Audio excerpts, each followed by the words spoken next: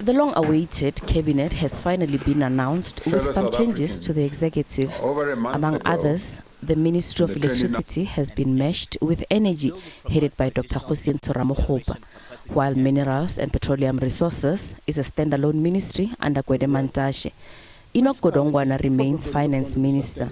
The Small Business Development is still led by Stella Ndabeni-Abrams, while the Department of Trade and Industry will be headed by Pakstau.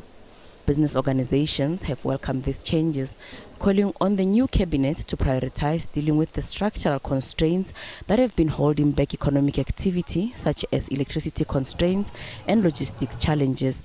South African Chamber of Commerce and Industry President Advocate Mthokulu says the organization got many of its wishes in the new cabinet. Our view is that these appointments are people who have a sense of performance. You would know that a minister like Pakstau was a founder of what is known as the city regions, which was supposed to propel a culture of good governance in metros. So I think we will do well with Minister Pakstau in trade and industry.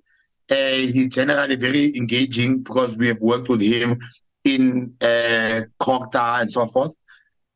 We are also happy with the continuity of Enoch Godongwana. Madiba is back because that ministry is governed by a global network. You can't just chop and change therefore. So we are happy with Madiba, and we are also particularly happy with the chemistry that the president was able to build between Mantashe and Kgosientsho Ramokgopa, because there was an unnatural fight about how do we align the debate on energy. So we are happy that we have now brought Mantashe and Kgosi, who we have worked very closely with, and we are very happy with it. So the economic cluster is generally aligned to what we were hoping for as the Chamber of Commerce.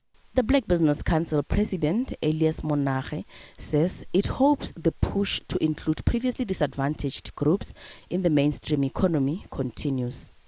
At the center of this appointment, we are looking at a transformatory agenda in terms of addressing the economic imbalance of the past.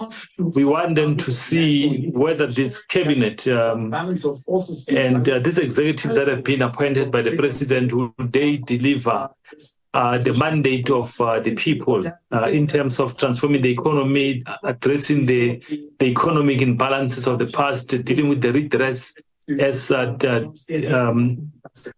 directed by the Constitution. We want them to see, particularly Department of Trade and Industry, addressing the question of reindustrialization in the main and bringing people that historically were excluded from the economic mainstream.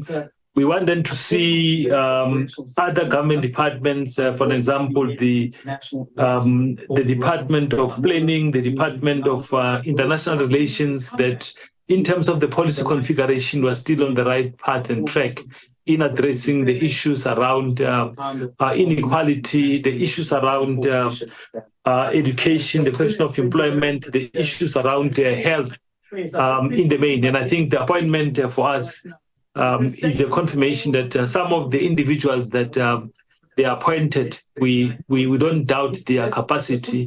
Business Unity South Africa has also welcomed the new cabinet. Busa says it sees priorities for the new administration as, amongst others, the creation of an enabling business environment that will attract domestic and international investments. The Consumer Goods Council of South Africa has called on the new cabinet to prioritize energy security to ensure that the economy functions as it should. They have also urged government to tackle infrastructure bottlenecks, particularly the ports and rail network, and address regulatory and policy uncertainty, as well as dealing with the scourge of crime. Northwest University Business School economist Professor Raymond Parsons says the newly announced cabinet is good for business and investor confidence. He says the markets will likely respond positively as they digest the new mix of cabinet appointments. Gloria Sefako Mosi, SABC News, Johannesburg.